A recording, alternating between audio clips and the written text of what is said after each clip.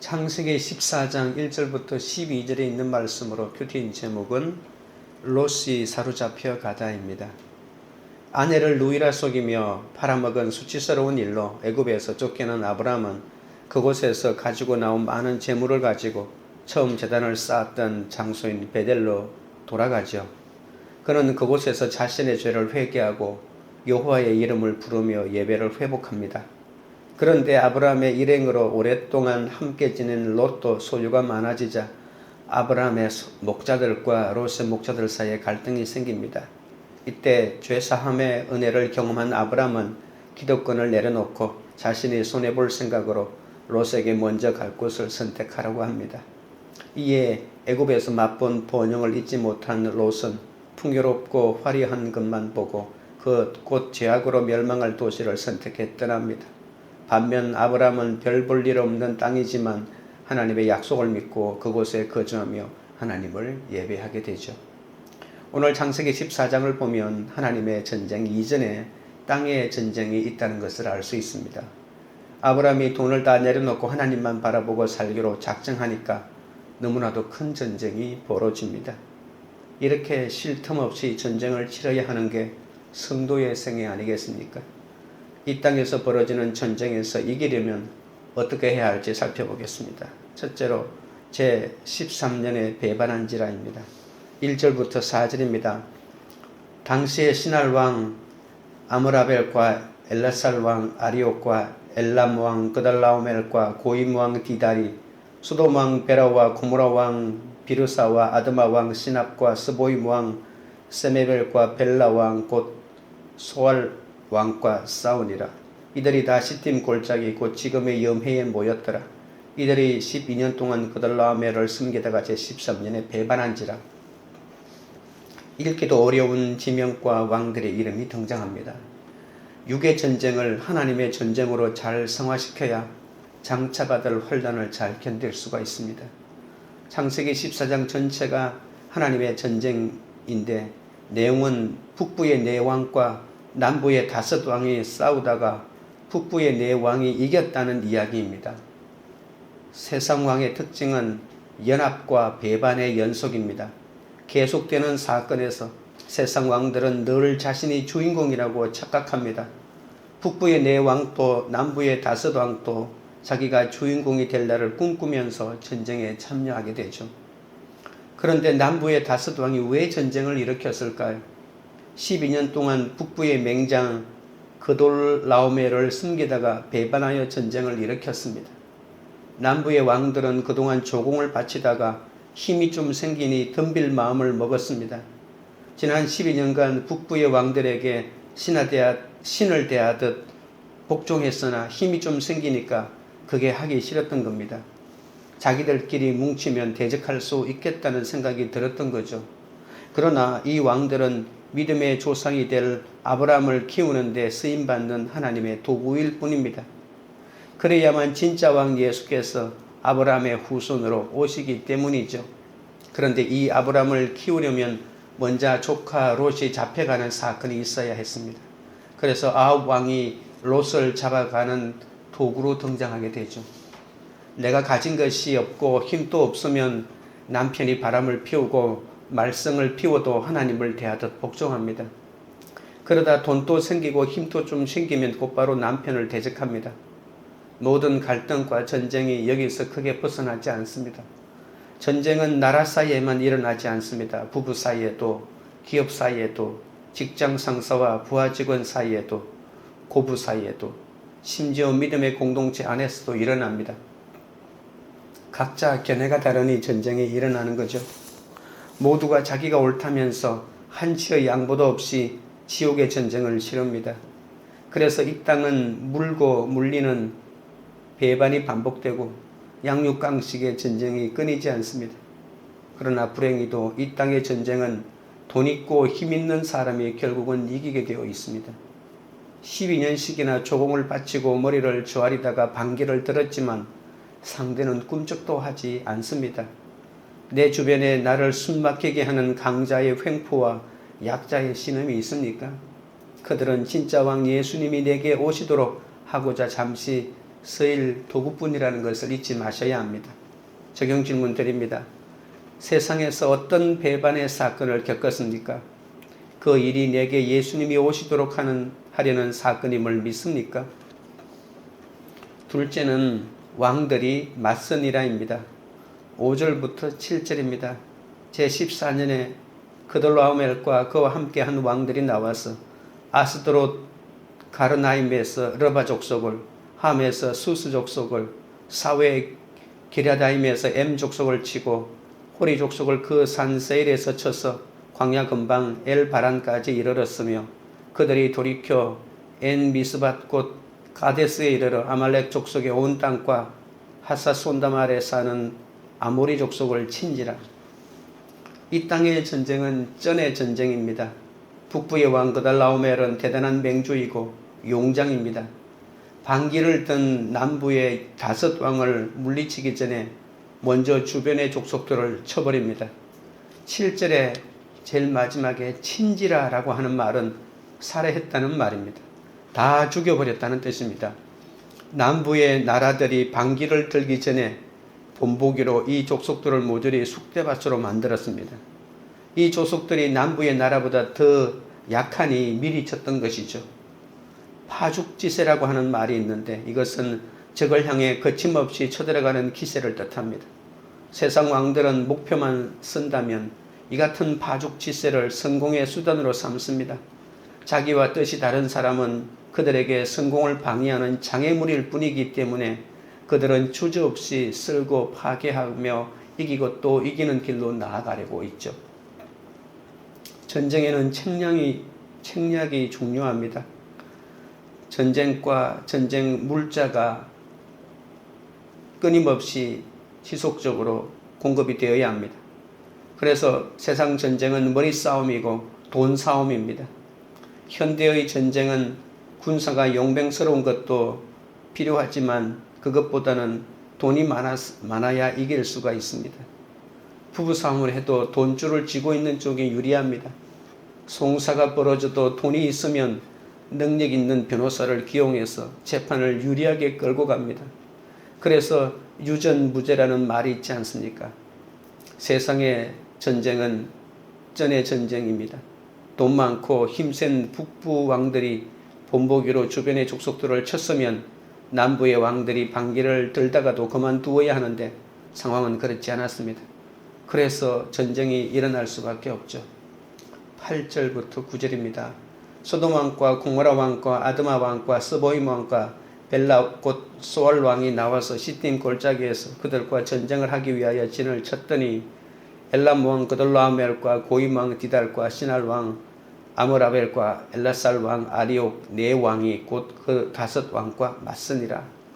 이 땅의 전쟁은 5기로 싸우다가는 다 망합니다. 4왕이 남부의 5왕과 맞섰다고 합니다. 진용을 갖추고 맞서더니 10절에서 소돔 왕과 고모라 왕이 다 도망갔습니다. 치고받고 싸웠다는 이야기가 아니라 남부의 5왕이 싸움 한번 제대로 못하고 참패했다는 것입니다. 빨리 항복했으면 될 것을 5기로 맞섰다가 칼 한번 제대로 휘둘러 보지도 못하고 도망을 쳤습니다. 인정하기 싫어서 죽기 살기로 끝까지 가보고 싶은 마음이 우리에게도 있습니다. 우리는 그놈의 자존심 때문에 다 죽습니다. 큰 전쟁이 아니라 아주 작은 문제를 가지고도 자존심 때문에 죽음을 자초합니다. 주일에 온 가족이 예배 잘 드리고 기분 좋게 점심까지 먹고 집에 가다가 말 한마디 잘못해서 서로의 자존심을 건드리면 갑자기 전쟁이 일어나죠. 돌았으면 후회하고 돌이킬 일을 순간 참지 못하고 이렇게 오기를 부리다가 한바탕 전쟁을 치르는 게 우리의 모습입니다. 오기는 능력은 부족하면서도 남에게 지기 싫어하는 마음 아닙니까? 싸워봐야 질 것을 뻔히 알면서도 그냥 지기 싫어서 덤비는 거죠. 돈도 없고 힘도 없고 연약한 줄 알면서도 그것을 인정하기 싫으니까 오기를 부립니다. 내가 약한 걸 인정하면 오기 부릴 일이 없죠. 남부의 5왕이 착해서 북부 왕에게 조공을 바친 것이 아니지 않습니까? 약해서 그렇게 한 것입니다. 그것을 인정하고 살면 되는데 힘이 딸리는 것을 인정하기 싫으니까 이기지도 못할 전쟁을 오기로 한 것입니다. 부부 사이에도 그렇습니다. 아주 특별한 경우가 아니고는 남편이 더 셉니다. 그런데 흙으로 만든 남자는 뼈로 만든 여자보다 태생적으로 열등감이 심합니다. 그래서 인격적인 남편이 아니면 툭하면 오기를 부리고 주먹을 사용합니다. 여자는 남편의 힘이 세다는 걸 인정하면 되는데 주먹만 세면 다냐면서 오기를 부립니다. 그런데 주먹이 세면 다다가 이 세상 원리 아닙니까? 그래서 이 세상 전쟁이 일어나는 거죠. 부부로 만나서 살면 참아야 할 일이 얼마나 많은지 모릅니다. 믿음이 좋아서 참는 것이 아니라 내가 지금은 힘도 없고 돈도 없으니 자신의 연약함을 인정하고 참아야 합니다. 그래도 믿음이 있으면 자신의 연약함과 부족함을 인정할 줄 알고 오기를 부리지 않게 되죠. 성경을 깊이 알아갈수록 나에게 선한 것을 기대할 수 없다는 것을 보게 됩니다. 정말 누더기 같은 인생 아닙니까? 나의 연약함을 인정하면 오기 부릴 일이 없습니다. 그리고 오기 부리지 않으면 전쟁 치를 일도 없는 것이죠. 전쟁을 치를 일이 없으면 망할 일도 없습니다. 오기로 전쟁을 하면 남부의 다섯왕처럼 교전 한번 해보지 못하고 맞서기만 하다가 이렇게 참패를 당하게 됩니다. 세상 왕의 바죽지세는 죽음과 멸망을 향해 나아갑니다. 세상이 이렇게 죽음을 향해 광분할 때 힘으로 맞서는 것은 함께 망하는 지름길입니다. 오직 그들을 통해 내 속에 있는 탐심과 야망과 같은 죄의 실체를 보고 회개하며 그것을 뽑아내야 하죠. 세상 왕이 죽음을 향해 거침없이 달려드는 만큼 진정한 왕이신 예수님도 나를 향해 힘차게 달려오고 계시다는 것을 알아야 합니다. 적용 질문 드립니다. 나를 힘들게 하는 상대를 두고 회개하기보다 힘과 복수로 맞설 생각을 하고 있지는 않습니까? 어떤 복수를 꿈꾸며 맞설 생각을 했습니까? 셋째는 아브라함의 조카 롯이 사로잡힘입니다. 10절 11절입니다. 시딤 골짜기에는 역청구덩이가 많은지라 소돔 왕과 고모라 왕이 달아날 때에 그들이 거기 빠지고 그 나머지는 산으로 도망하며 내 왕이 소돔과 고모라의 모든 재물과 양식을 빼앗아가고 힘에 힘으로 맞선 남부의 다섯 왕은 결국 참패했다고 했죠. 역청구덩이라는 이 지형상의 유리함도 전쟁에서 도움이 되지 못합니다. 남부에는 역청구덩이가 많습니다. 남부의 왕들은 이 역청구덩이가 자신들에게 유리할 줄 알았는데 오히려 그 구덩이에 남부의 군사들이 빠져 죽었습니다. 그돌라오멜 군사들의 전략이 워낙 뛰어나고 강했기 때문이죠. 하지만 남부 왕들에게는 이것이 얼마나 큰 수치였는지 모릅니다. 나의 장점이라고 여겼던 것이 오히려 내 목숨을 위협하는 것이 되었던 거죠. 이처럼 세상에서 유리한 조건도 하나님의 도우심이 없다면 쓸모 없어집니다. 이들의 패배는 하나님이 정하신 계획이기에 어쩔 수 없는 것입니다.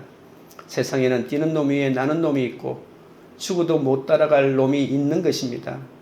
그돌라오멜의 연합군은 너무나도 강해서 보기만 해도 숨도 안 쉬어질 만큼 대단하였습니다. 그 학벌과 그 돈과 그 권세를 죽었다 깨어나도 따라가지 못할 것처럼 보이는 지방과 나라와 사람이 있지 않습니까? 우리는 그것을 인정해야 합니다. 인정해야만이 오기를 부리지 않습니다.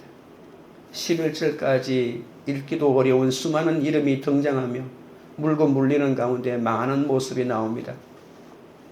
요한계시록 13장 1절에 7머리에 10뿔 달린 짐승이 10왕관을 쓰고 교회를 해치려 한다고 했죠.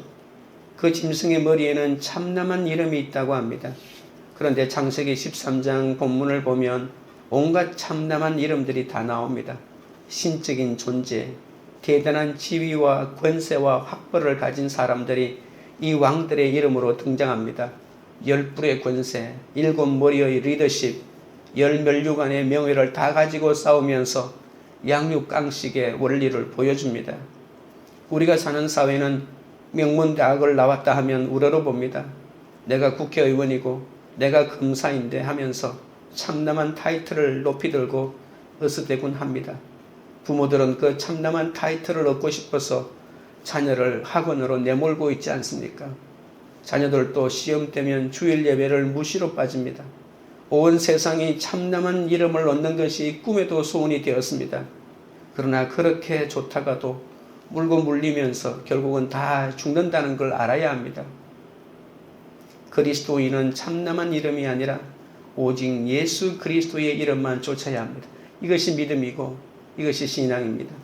12절입니다. 소돔이 거주하는 아브라함의 조카 롯도 사로잡고 그 재물까지 노력하여 갔더라. 이 세상 전쟁이 그 한 사람 때문에 하나님의 전쟁이 됩니다. 이렇게 물고 물리는 전의 전쟁은, 그리고 오기로 싸우다가 처참해질 수밖에 없는 세상 전쟁 그 한가운데에 롯이 있다고 했습니다. 소돔에 거주하는 아브라함의 조카 롯이라고 했습니다. 물된 동산을 좋아하는 롯은 물이 많은 요단들을 택했고 소돔에 정착하며 살았습니다. 그 음란과 탐욕의 도시에 사로잡혀서 살았습니다. 창세기 13장에서 아브라함과 롯의 이야기를 하다가 느닷없이 14장의 전쟁 기사가 나오더니 12절에 갑자기 다시 롯이 언급됩니다. 우리가 11절까지 읽어봤을 때 롯이 나올 거라고는 전혀 생각하지도 못했는데 갑자기 롯이 등장하니까 이것은 세상 전쟁의 역사를 보여주는 것이 아니라 이 세상 전쟁의 한가운데 하나님의 전쟁이라고 하는 뜻이 있다는 것을 불현듯 깨닫게 됩니다. 롯 이야기가 이 전쟁의 중심으로 들어갑니다. 약속의 땅에서 살아야 할 자식 같은 롯이 소돔의 쾌락에 깊이 빠져들어갔으니 이제 하나님께서 롯을 손보실 차례이고 하나님이 손보시기 위하여 이 전쟁이 일어난 것이죠. 끝으로는 북부왕과 남부왕이 싸웠지만 성경은 이 전쟁이 일어난 진짜 이유는 롯과 아브람 때문이라고 합니다. 하나님의 관심은 이들의 패배를 통해 롯이 사로잡히는 일로 아브람을 양육하시는 데 있습니다. 예수님이 오실 통로이자 믿음이 조상이 될 아브람을 키우시려는 하나님의 계획에 세상 왕이 동원된 것입니다. 왕들은 그저 수고만 했습니다. 소돔에 빠진 롯을 구원하기 위해 하나님은 그 소돔의 세력을 물리치기 위해 이 전쟁을 하고 북부의 왕들을 사용하고 있죠. 롯이 소돔에 가지 않았더라면 이 전쟁은 일어나지 않았을지도 모릅니다. 설령 일어났다 해도 하나님과는 아무런 상관도 없는 세상의 전쟁일 뿐입니다. 그러나 롯이 소돔에 갔기 때문에 이 전쟁이 일어났고 아브라함의 도움으로 이 전쟁에서 승리함으로 이 땅에 하나님의 영광을 선포할 기회가 주어진 것입니다. 내 자녀와 식구들이 예수님을 믿지도 않고 불신결혼을 하고 세상 물질과 쾌락에 푹 빠져 있습니다. 믿지 않는 식구들이랑 날마다 여행 다니며 세상에 빠져 있으면 하나님은 하는 수 없이 믿지 않는 식구들을 손보시기 위해서 믿음의 전쟁을 일으키는 겁니다. 내 남편, 내 자식일지라도 세상에 빠지면 망하게 했으라도 건지시고 그 망하는 사건이 바로 이 14장에 나와 있는 전쟁입니다.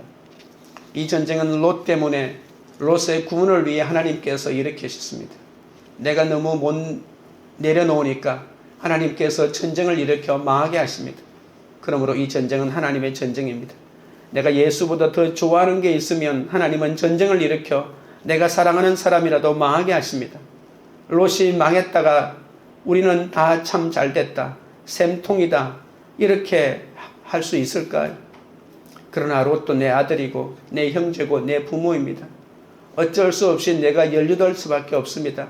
롯이 망한 거하고 사로잡혀간 거 나하고 상관이 없다고요? 아닙니다. 남편이 망해도 형제가 쓰러져도 거기엔 내가 관련되어 있다는 겁니다. 물고 물리는 이 전쟁에 내 식구가 있기 때문에 하나님의 전쟁은 곧 내가 피할 수 없는 전쟁이라는 겁니다. 내 자녀, 내 부모가 그 전쟁의 한복판에 있기 때문에 그 전쟁터는 곧 구원의 장소가 될 것입니다. 우리가 기도하면 그 전쟁터에 천국이 임합니다. 내 아들, 내 부모, 내 친척과 형제 때문에 하나님의 전쟁 속에 있는 그 한 사람이 눈물을 흘리며 기도하게 됩니다. 기도하는 이 한 사람으로 인해서 세상이 변화되는 것이죠. 내 남편과 내 자녀를 구원하기 위해서는 내가 날마다 십자가를 질 수밖에 없습니다. 아니 왜 내가 십자가를 져? 남편이 잘못하고 내 아들이 잘못했으면 그들이 십자가를 져야지 이렇게 말할 수 있지만은 이것은 제대로 양육받지 않으면 깨닫기 힘듭니다. 그러나 너무 힘드니까 듣기만 해도 말씀이 깨달아집니다. 이렇게 한 사람이라도 말씀을 깨달으면 그 가정이 살아납니다. 말씀이 깨달아지니까 전쟁에서 승리할 수 있습니다. 왜냐하면 그 전쟁은 하나님의 전쟁이 되어 하나님이 대신 싸우시기 때문입니다. 우리에게 믿음과 구원을 주고자 하나님은 이렇게 전쟁도 이용하십니다. 그러므로 이해할 수 없는 쳐들어옴과 사로잡힘의 사건은 나에게 예수님이 오도록 하시려는 하나님의 계획임을 잊지 마셔야 합니다. 적용 질문 드립니다. 요즘 내가 겪고 있는 이해할 수 없는 일은 무엇입니까? 그 일로 불평하기보다 하나님의 구원 계획을 믿으며 주께 도우심을 간구합니까? 기도드리겠습니다. 하나님 아버지, 참으로 끝도 없는 전쟁을 치르며 살고 있습니다. 내 연약함, 내 부족함을 모르니 늘 오기만 부리다 패배하는 인생입니다. 불쌍히 여겨 주시옵소서. 예배함으로 기도함으로 하나님께서 그 전쟁을 하나님의 전쟁으로 선포하시고 나를 대신해 싸워주심을 믿습니다. 어지러운 말세의 때에 일어나는 이해할 수 없는 일들을 통해 믿음의 통로를 열어가시는 하나님의 구원 계획을 깨달을 수 있도록 역사하여 주시옵소서. 세상 왕들이 이렇게 죽음을 향해 광분할 때 힘으로 맞서지 않게 하여 주옵소서. 오직 그들을 통해 내 속에 있는 탐심과 야망의 죄의 실체를 보고 회개하게 하옵소서. 죽음과 패망을 향해 다름질 치는 세상의 소용돌이에서 혈기로 맞서지 않도록 도와주옵소서. 이 세상의 전쟁에서 이기려면 힘있고 돈이 있으면 되는 줄 알았습니다. 그래서 내 열심으로 돈을 벌고 힘을 기르기 위해 애썼지만 이것이야말로 나의 열등감에서 오는 것임을 고백하오니 용서하여 주옵소서. 세상의 전쟁에서 돈과 힘으로 이기려 애쓰지 않게 하여 주옵소서. 내 주제를 모르고 날마다 오기를 부리니 이 세상의 전쟁에서 늘 참혹하게 패배할 수밖에 없었습니다. 그 알량한 자존심 때문에 죽음을 자초하고 끝없는 고난을 겪어야 했습니다.